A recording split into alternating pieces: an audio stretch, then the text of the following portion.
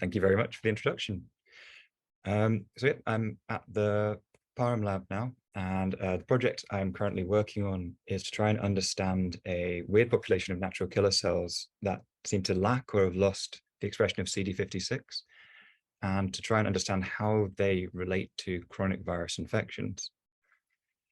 When we think of natural killer cells and their normal development, we think of two main populations being produced by a natural killer cell progenitor: the less mature CD56 bright population of cells, and the population that's CD56 dim and has gained CD16 expression. And between the two of these populations, these are the ones we think of making the most of human NK cell populations in peripheral blood. Now, when we start thinking of other phenotypes in relation to viruses and other pathogens, the subsets become a bit more skewed, with different surface molecule expression being related to different viruses. If we look at this lovely diagram by Martin Goodyear and Ellen O'Reilly from their 2021 review, looking at some of these different subsets associated with different virus infections and the different potential developmental pathways between them, we can see there's a number of different populations of NK cells that can exist. One of the ones that most people are aware of is an adaptive population of CD56 dim cells related to human cytomegalovirus infection that is recognized by the expression of CD57 and NKG2C. What we're focusing on is this population down here, CD56 negative NK cells. And while CD56 is normally used to define NK cells in humans, these cells do express a number of other NK cell markers on their surface and natural killer cell transcription factors as well. So far, the population seems to be definitely associated with HIV and potentially some other chronic infections as well. When we think about them in terms of HIV compared to a healthy control, on the left here, we've got some examples from a 2022 study. Some nice flow plots looking at NK cells with CD56 on the y-axis and CD16 on the x-axis. And here on the left with the healthy control, we can see 56 negative cells make up about 1% of this NK population. So arguably very small, maybe not that clinically relevant. But if we look to this example on the right, this is an HIV positive individual who's treatment naive. And here we can see that the population of CD56 negative cells makes up about 27% of their NK cell population. And past publications suggest this can go up to 40 or 50% in other HIV positive individuals. On top of this, studies that have looked at absolute NK cell counts or absolute counts of CD56 negative cells suggest that this is not an increase in 56 negative cells due to loss of these other cells. This actually is an increase in both frequency and absolute count of 56 negative cells too. So we're seeing that there's an increase in frequency and count of these cells with chronic virus infections. So they're now starting to become much more clinically relevant to try and understand where this population comes from and what they're doing. With that in mind, that's really what our aim is, to try and understand more about this 56 negative cell subset, to try and understand how it relates to different chronic virus infections, to try and see if it's very homogeneous and just made up of one subset that all expresses the same surface markers, or if there's some variability there with different subsets being present. And if these are different subsets, if there are different functions, and to try and understand the actual regulation of the population, try and see how it is being promoted by chronic infections. So to try and understand this, our first step was to go back to previous literature. And we did a systematic review to try and find any study that looked at CD56 negative cells to see and understand the changes in their frequency in peripheral blood. We did a search finding just under 400 papers, 113 of which were primary research papers. And of those, 50 met the minimum criteria we set for identifying CD56 negative cells, which is that they had to exclude T cells, B cells, and monocytes.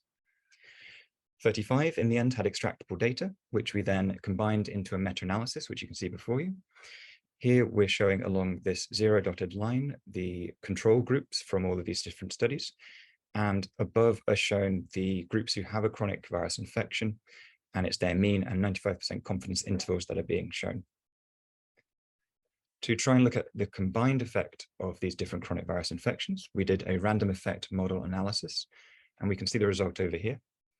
What we found is that individuals with a chronic virus infection their CD56 negative cell frequency was 10% higher than that their control group who didn't have the chronic virus infection.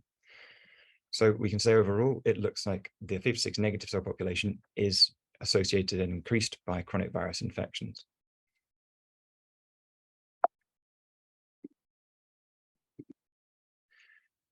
The next step was to try and understand a bit more about the cells, whether they're homogeneous or contain different subsets. To do this, we went on to public data sets of CyTOF data sets, both import and flow repository, and found 7 CyTOF data sets that we could both identify CD56 negative cells on, and also had a decent number of NK cell surface markers to explore.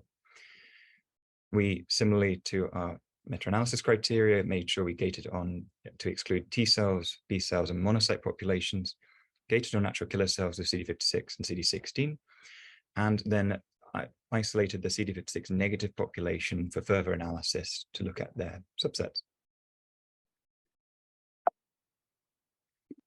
This here is showing a t-SNE plot from one of the CyTOF data sets we looked at, with markers expression that is low in blue and high expression in red. And what we found is similar to a 2021 study by Bazzano et al. We could split this 56 negative population into 2 subsets based on the lack or expression of different markers: NKp30, perforin NKG2C, CD94, DNAM1, and CD57. The lack of these markers kind of defined a subset that we called subset A, and the expression of one or more of those markers we defined as a subset called subset B. And this was found fairly consistently across the CyTOF data sets we looked at. So as we could see this 2 subsets fairly consistently, we then, as we had data from these different data sets, we were then able to try and look at them in a combined manner, looking at the different NK cell surface molecules combined, and to try and compare between the subsets and to more traditional CD56 DIM NK cell population as well. So here, compared to our baseline CD56 DIM cells, we can see that subset A cells, which are the green circles, seem to show significantly reduced marker expression for a number of these NK-associated markers, compared to just the 56 DIM cells and the subset B cells in some cases too. Subset B population quite often was phenotypically closer to the 56 DIM cell, having similar marker expression, although there are still some markers that were significantly reduced, such as NKG2A or NKp30. But this suggests that there are 2 subsets here, one being phenotypically closer to 56 DIM cells. Having now defined 2 subsets fairly consistently across different CyTOF data sets, we wanted to go back to our question of how this relates to chronic virus infection and the expansion of 56 negative cells. So here, looking at HIV negative and HIV positive individuals, we wanted to compare the frequency of subset B cells within the 56 negative population. What we found is that in HIV positive individuals, subset B cells, the ones that are phenotypically close to 56 DIM cells, made up a greater proportion of that expanded population of CD56 negative cells. So it seems that subset B cells are the ones that are expanding in chronic virus infections, or at least in HIV. So we've teamed 2 subsets, but what about the actual function of CD56 negative cells? We wanted to see what there was in the past literature, just to get an impression of that. And whilst there's been an array of different assays used to look and compare 56 negative cells to 56 DIM cells, we were able to combine the information from 4 different studies that are a few different groups that looked at degranulation between the 2, using CD107A as a marker, and using their response against target cells that lacked HLA class 1 expression, so K562 and 221 cells. Compared to the degranulation of CD56 DIM cells at our 0 baseline, we could see that 56 negative cells, when looked at as a whole population, had reduced degranulation. We then looked and did a similar assay, looking at CD107A degranulation against K562 cells, but now splitting this into the subset A and B population of 56 negative cells. On the left here, in blue, we've got the 56 DIM cells, and we can see that they show significant increase in degranulation when stimulated with K562 cells. In the middle, our subset A cells don't seem to show any change, so don't seem to function in this manner. whereas on the right, subset B cells show an increase in degranulation, very similar to that of the 56 DIM cells.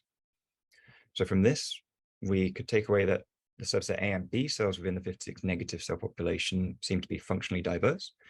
But when it comes to what we've seen in previous literature with that decreased functionality of 56 negative population as a whole, this may well be due to having this subset A population that seems to have a different function. This was also apparent when we looked at the production of different cytokines across these different subsets. Here we've got some plots showing interferon gamma, TNF alpha, IL-10, IL-17A, and GM-CSF from these same subsets. And just across these, you can see that there is a different profile of these in the production of these across these different cells. So suggesting that each three of these subsets has a kind of distinct phenotype and functionality.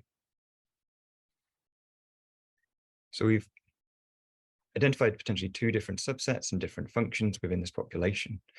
We still don't really understand, though, why there's an expansion of CD56 negative cells with HIV and other chronic virus infections. To try and get an idea of what mechanism was, we were exploring some literature, and the 2016 study by Sips et al. Gave us a hint of what could be playing a role.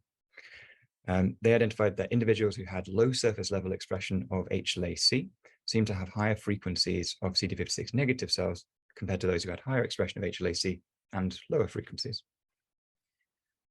We had a look at this ourselves. So along in this graph, we've got along the x-axis the expression intensity of HLA-C on live PBMCs.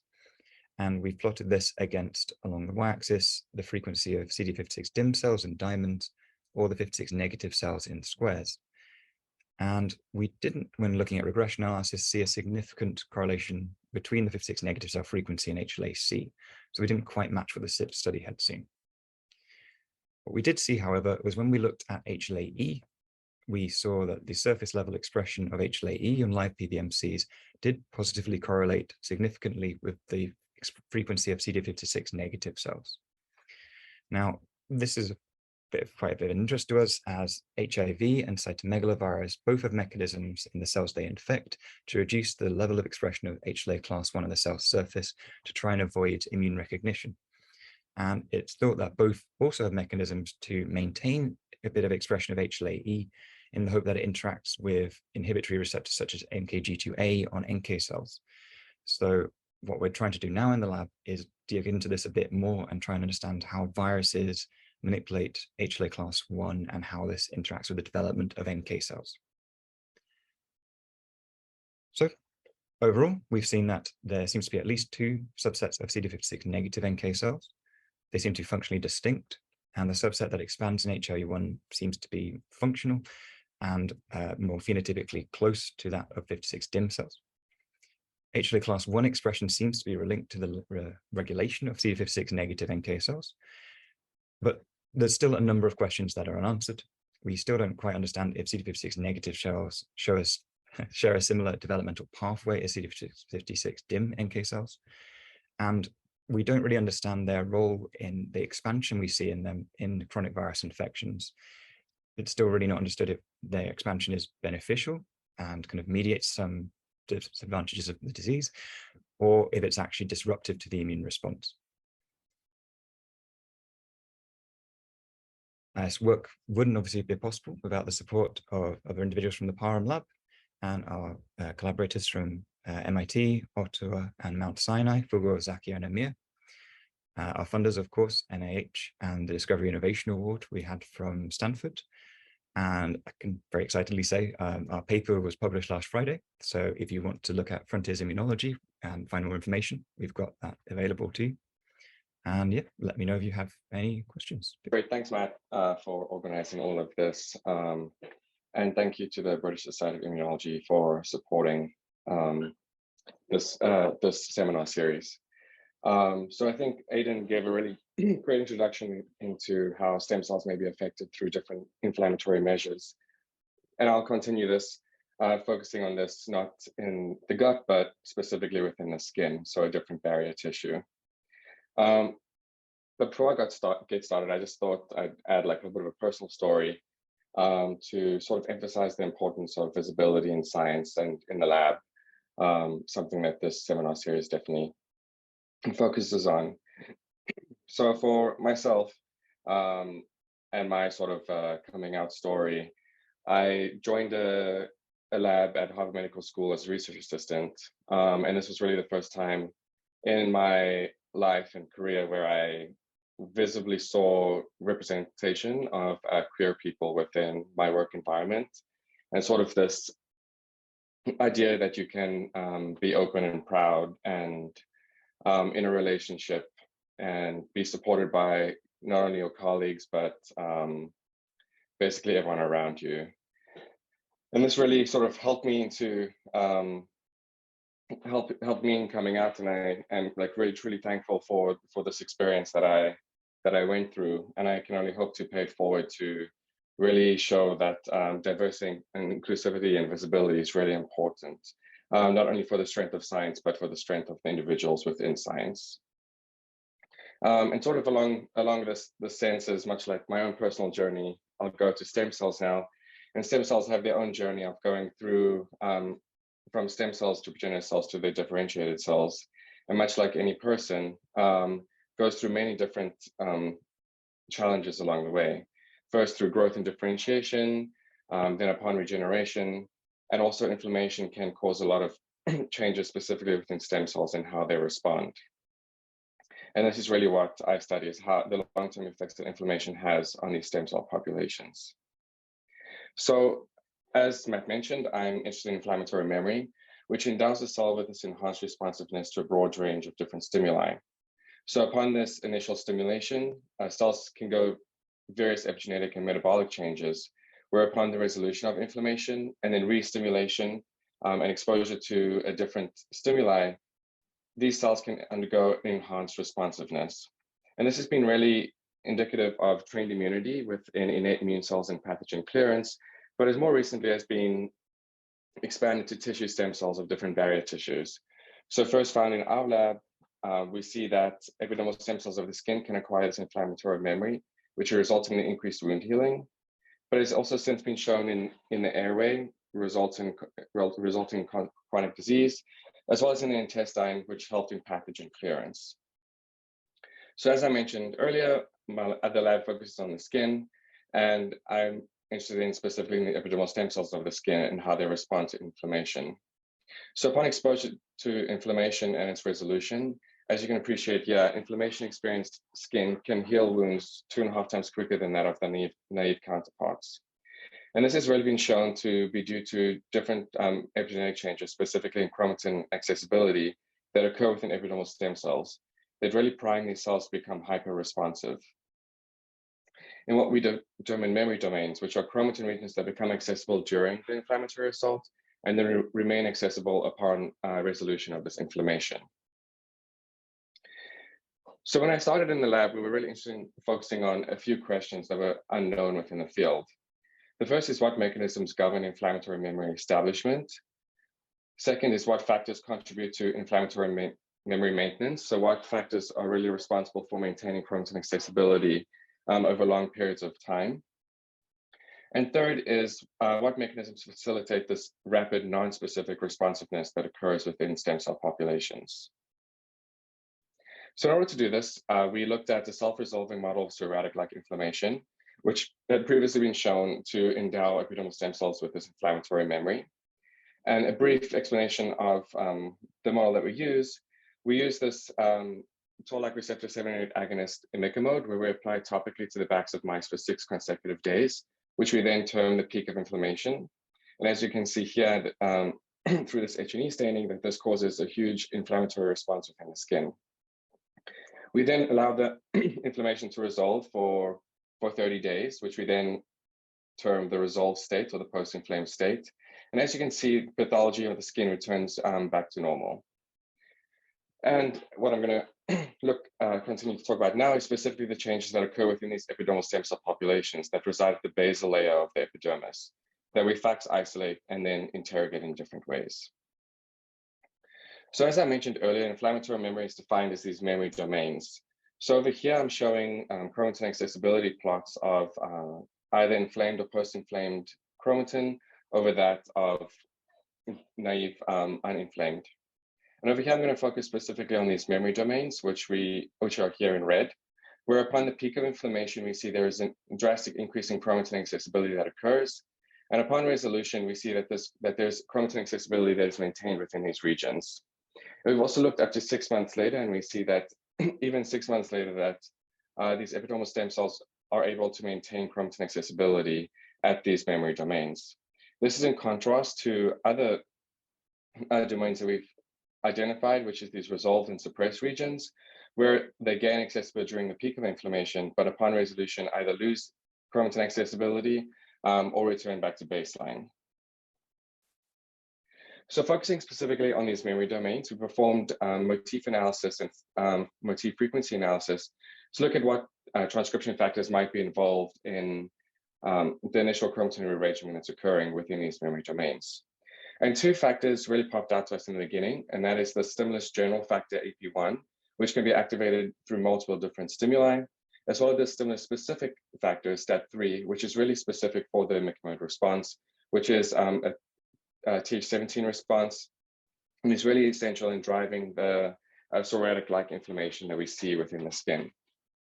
We confirmed that all these factors, so for AP1, we looked at FOS and JUN, that even though JUN is present within the naive state, we see that we get activation of both FOS and JUN during the peak of inflammation, as well as STAT3. We then wanted to assess the specific binding of these factors within our memory domains. So we performed cut and run on both FOS and JUN for AP1, and we see that there's enriched binding of FOS and JUN in our memory domains. We also looked at binding of STAT3, and we see a similar trend that we have an increased binding occurring within memory domains. And I can mention that we see co-binding of all three of these factors in approximately 80% of all our memory domains.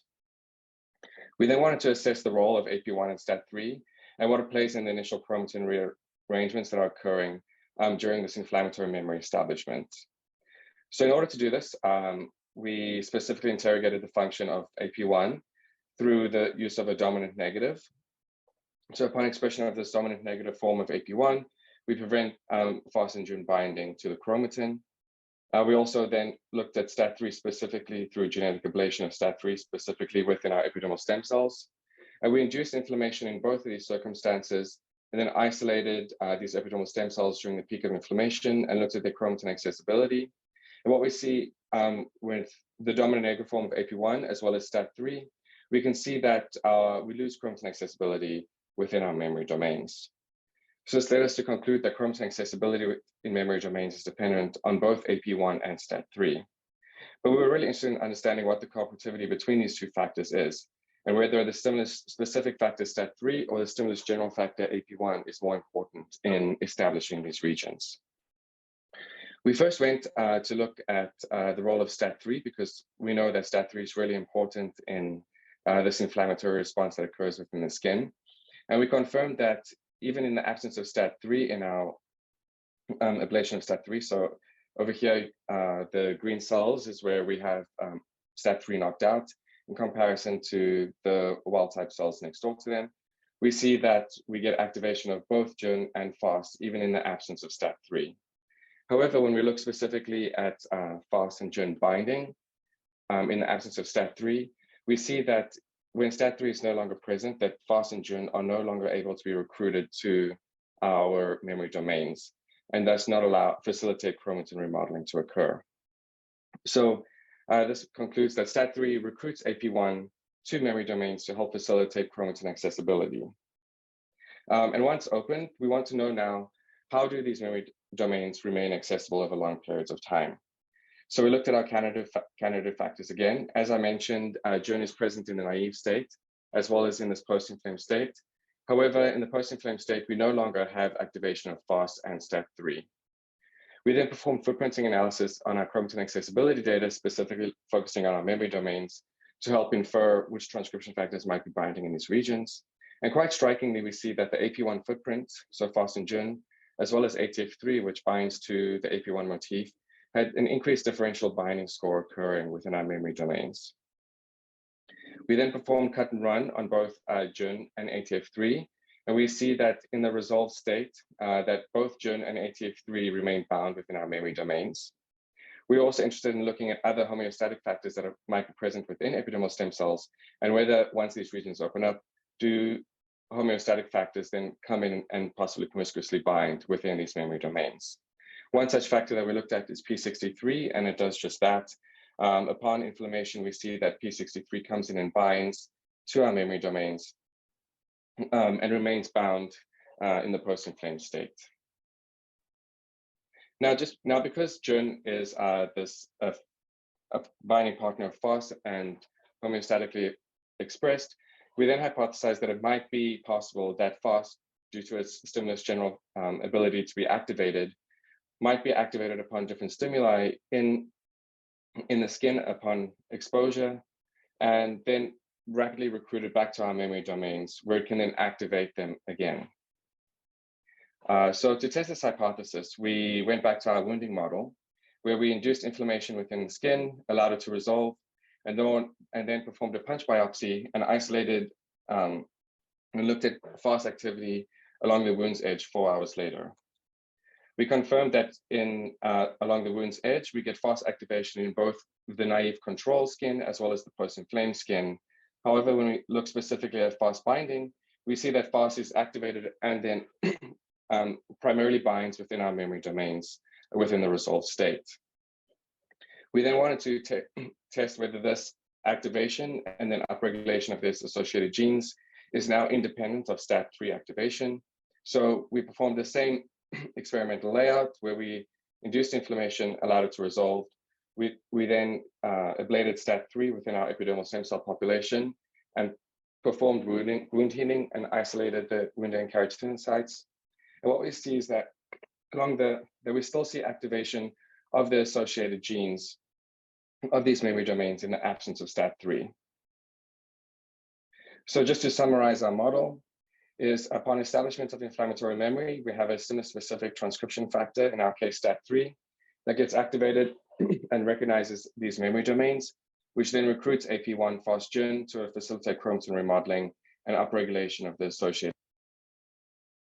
In addition, we have a small subset of chromatin regions that remain accessible and have binding of both JUN and other homeostatic transcription factors. And then upon this inflammatory memory recall and exposure to a diverse array of stimuli, we see FOS being activated, recruited to these memory domains, and facilitate the rapid upregulation of the associated genes. Due to the stimulus general nature of AP1 factors, we wanted to go back into the literature and look to see if FOS and JUN might be a more general way in way inflammatory memory is mediated in other cell types and species. So just to quickly go over this data, we looked at chromatin accessibility data and reanalyzed the data the way we did to identify memory domains and then perform footprinting analysis specifically in memory domains. And what we see is that in natural killer cells, as well as CD8 T cells exposed to MCMV virus, that the AP1 motif is highly enriched within memory domains there. In CD8 T cells exposed to LCMV, we see again that the AP1 motif is highly enriched within their memory domains. And then looking at dendritic cells from patients with systemic sclerosis using healthy human donor skin as control, we see that the AP1 motif is also differential within memory domains of these dendritic cells. So just some quick acknowledgements. First to my my PI and mentor, Elaine Fuchs, for allowing me to sort of take this project on within the lab. And then I want to specifically mention Sam and Raj, who are other graduate students in the lab who I've collaborated extensively with over my graduate career, and then everyone else within the lab, my funding sources, and I will take any questions if there are any. Before the talk, I have to say thank you to Matthew. It is wonderful that we get a chance to present our work. It's wonderful to see this community come together and grow. I know myself through some experience how hard it is to put these things in place. So thank you very much, Matthew. Thanks for the chance to give this talk, and especially to give it a second time in a day, but I hope it comes out right this time. So hello, everybody who's watching now on YouTube or whatever. My name is Edan Foley. I'm a professor at the University of Alberta. I have a lifelong unhealthy obsession with how flies and fish respond to bacteria in their intestines and how they use immune responses to control that.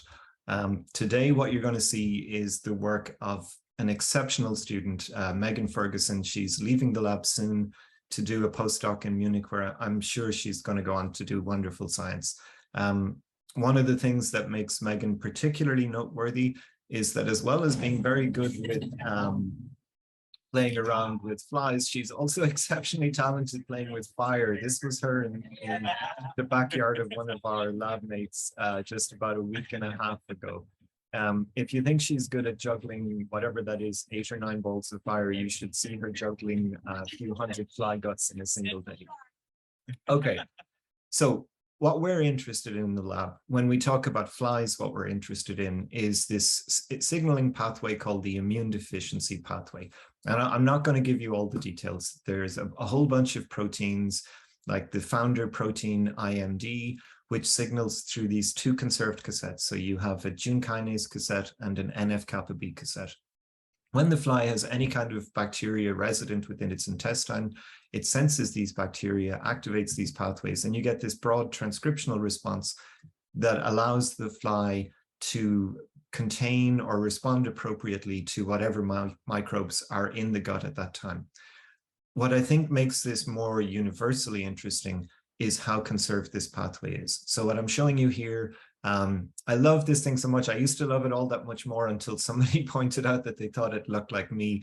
But this is my profile of a human, and this is the tumor necrosis factor receptor pathway in humans. And what I'm doing, all I'm doing here is color coding orthologous proteins between humans and flies.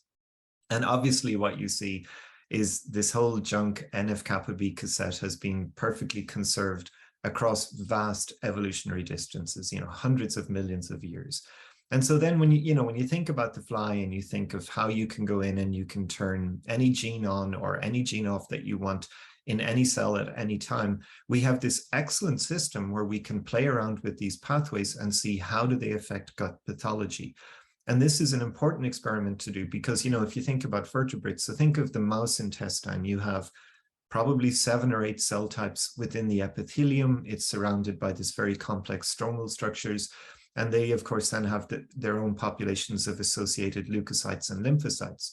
So to do very targeted cell-specific questions is really challenging, bordering on impossible in vertebrates, but very accessible in flies. So the whole gist of today's talk is a set of experiments Megan did where she inactivated this NF-kappa B response exclusively in the stem cell in the gut. So we're asking this one question, this cell type that's necessary to maintain an entire epithelium. How does this cell type work if it is immune deficient and the rest of the gut, the entire of the remainder of the epithelium, is immune sufficient? So how important is immune signaling in the stem cell for the gut to function? And we do this in instances of stress. And the reason we do this in instances of stress is because that's actually what's happening in most guts at most times. We're all permanently ingesting things that really we probably shouldn't, that are doing low to high amounts of damage to our intestines. And we need to learn how to deal with that. So if you take, for example, here flies, and you sneak just a small amount of DSS into their food. We did this one because, DSS causes colitis-like symptoms in mice. So we thought, okay, well, let's do the same thing in flies. You know that it's going to cause damage. You know that there's going to be a need to repair. So you have this burst of proliferation within the gut. And what happens? So you take a normal fly, you feed it some DSS, and, after about 10 days, a little bit less than half of all flies are dead. However, if you do the same experiment, but now with NF-kappa B off just in the stem cells, it's much more severe. So almost 90% of your flies in this instance are dead. So we can say that this immune signal within the stem cell is in some way necessary for viability within the context of a challenge. And we wanted to know how. And, you know, we looked at lots of features, but the one that really jumped out at us was proliferative. So I'll just go a little slowly here. Orange is a wild type fly. Green is a fly where we have inactivated immune signals within the stem cell. And we're just counting mitoses within the entire gut. So every dot is a fly. Our normal flies, when they're being fed in these sort of Hilton hotel-like conditions, so they're in perfect vials with good food, ideal incubators, there's very little damage, so very little turnover, very little proliferation. But if you take these wild-type flies, challenge them with DSS, you can see that all of a sudden you get this spike in stem cell proliferation. So what you're looking at here is the damage repair response.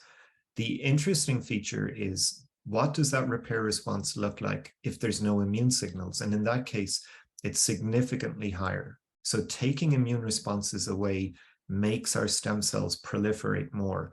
And we can do the inverse experiment. So we look at, again, in the context of damage, a wild type fly, this nice spike of proliferative response. But if we specifically activate the immune response only in the stem cells, we block that proliferative response. So this is, you know, the thing every geneticist loves. We can say that the immune response is necessary and sufficient to arrest proliferation. And so we can take this sort of general model, damage causes proliferation for renewal. And for now, we can just make a really broad statement. The immune response signaling through NF-kappa B in some way is attenuating that proliferative response. And our question becomes how? How is the immune response keeping this proliferation down? And this is where Megan really came into her own. So this was all her work. And I still consider it to this day one of the best experiments to have come out of the lab in terms of sort of precision, value, and output.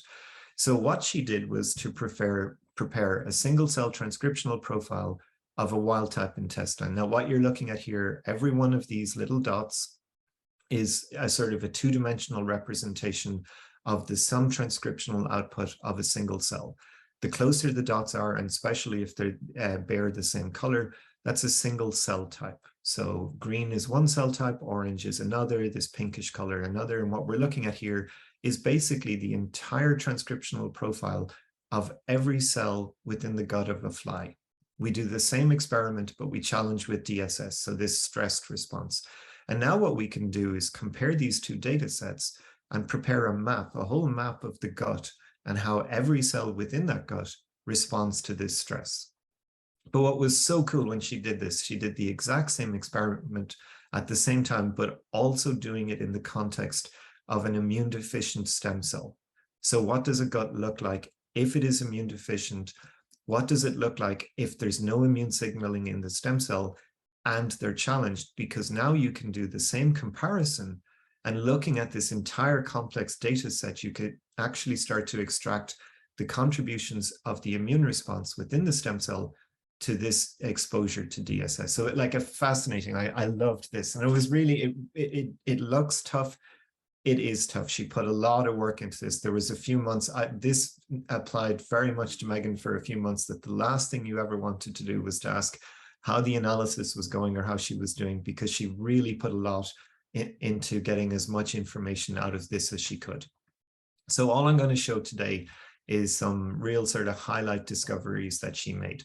The first thing is just looking at this sort of developmental route that we normally go through to form a gut. So starting with the stem cell, you generate this transient cell type, an enteroblast, which will become a pre-enterocyte, which ultimately becomes the enterocyte. That's the mature cell in the gut that's extracting nutrient from the lumen.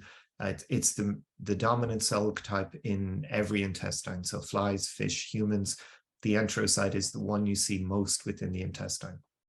So the first thing she did was just check for all the different cell types. And we could see that we had a population of stem cells and enteroblasts.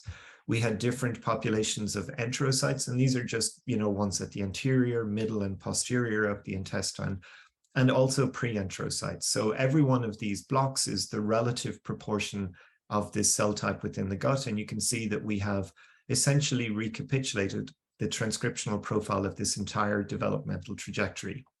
So that's in a normal wild type fly.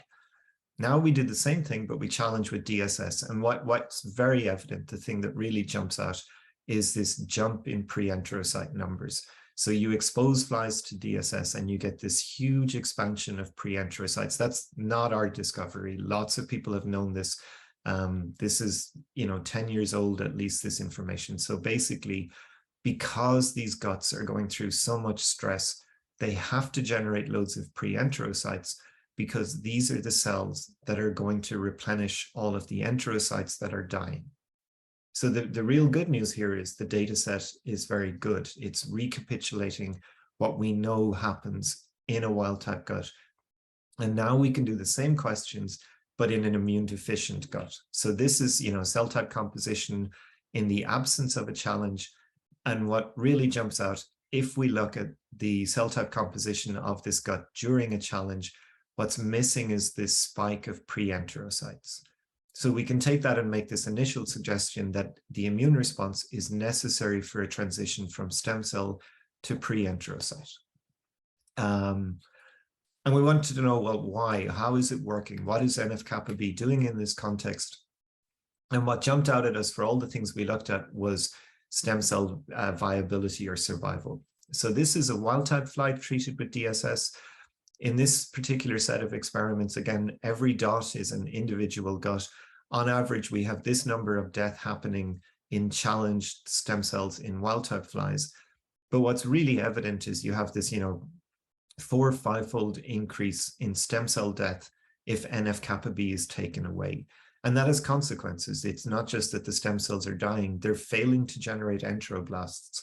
This is the number of enteroblasts within a wild-type fly and within an immune deficient fly if they're both challenged with DSS. And so you can take these data and make the argument that DSS signaling through NF-kappa B is necessary for stem cell survival. And so one more time we ask, how? How does this immune response keep stem cells alive? And so we went back to the data and tried to see, well, what are the signatures of the immune deficient stem cell response to stress? And the one that really jumped out at us was the EGF pathway. So, obviously we make immune deficient stem cells, we see downregulation of immune response genes. We also saw effects on Hippo pathway, which is important for growth. But I'm just going to draw your attention here.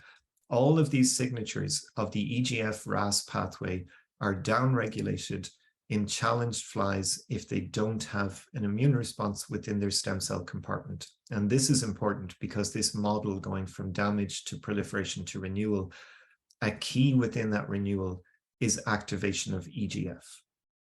So this is suggesting maybe that NF-kappa B is necessary for EGF activation to promote renewal within the epithelium. And so we asked, okay, let's just look and see, is that what's happening? And this is an image. I'm so glad I get to show this a second time because I love these images. This is a dissected fly gut. This is a set of Z-stacks through. So what you're looking at here, basically, this weird kind of sausagey thing, you're looking down on the gut of a fly. We're looking at all of the nuclei of the cell here, or of the intestine with our DNA stain. We're labeling all of the stem cells within this intestine.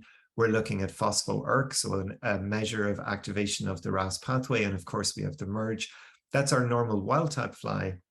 And what's beautiful is when we take NF-kappa B away, there's a very obvious phenotype. So there's still cells in the gut, there's still stem cells in the gut, but there's almost no ERK activation going on. And we can do this for multiple guts and quantify it. And you can see this huge drop. It's more than an 8-fold drop on average of ERK activation in stem cells if there's no NF-kappa B signaling. So I think this really puts us to being able to say that stress signaling through NF-kappa B activates RAS-ERK. And then we want to know, well, is RAS-ERK the thing that's necessary to keep the stem cells alive? So we repeat this experiment, but we do it where we're turning RAS off. So we engineer flies where we can specifically turn the RAS pathway off in stem cells. Oh, no, go back. Sorry, a little bit of a jump here.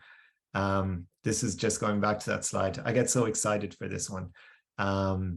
Okay, so RAS signaling through ERK.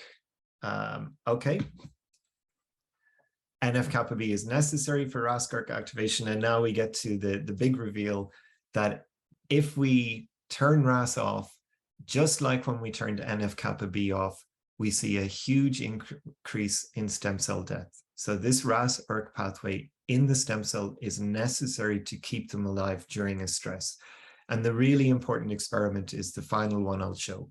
So the amount of stem cell death in a wild-type fly challenged with DSS, as we've shown so many times, we take the NF-kappa B response away, we can see that we get a lot more stem cell death. But the really cool thing is take NF-kappa B away, activate RAS within the stem cells, and you can see you rescue stem cell viability. And so you can argue from this that NF-kappa B signaling through RAS-ERK is necessary to keep stem cells alive during a challenge. And then you can fit this into a bigger picture. You can say, okay, a normal gut under homeostasis, it has this population of stem cells that will generate enteroblasts, that will then go on to generate pre-enterocytes, that ultimately go on to generate enterocytes. And then, you know, regular fly, fish, human, it really doesn't matter. Every once in a while, life happens, one of these cells will die. And when that happens, the stem cell will briefly activate RAS-ERK to go through the whole developmental cycle to repair or replenish that damaged epithelium.